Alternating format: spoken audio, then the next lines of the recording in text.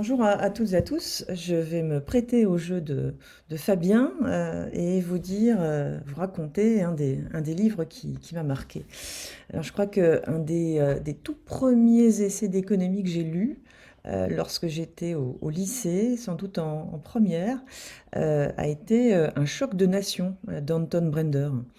Et alors, je ne sais plus exactement comment j'avais été amenée à lire ce livre. C'était peut-être une lecture recommandée par mon prof de SES en première.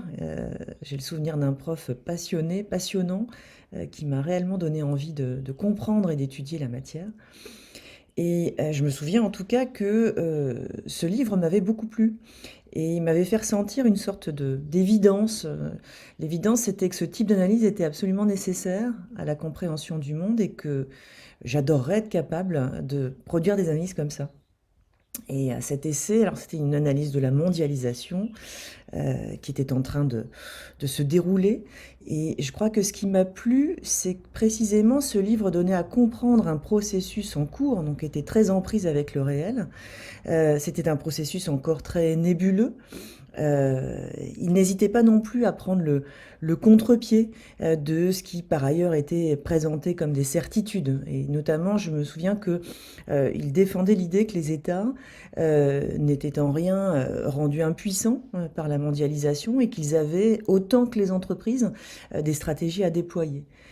Cela parlait beaucoup de politique économique, des leviers avec lesquels les États pouvaient agir.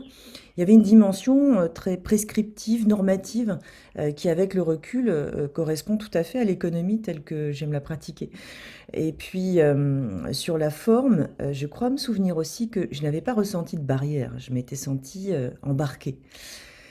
Voilà, donc depuis, j'ai eu quelques occasions en fait de rencontrer l'auteur, Anton Brender, de discuter avec lui, de débattre même de la globalisation financière et de la déconnexion entre sphère financière et sphère réelle, parfois sans tomber d'accord.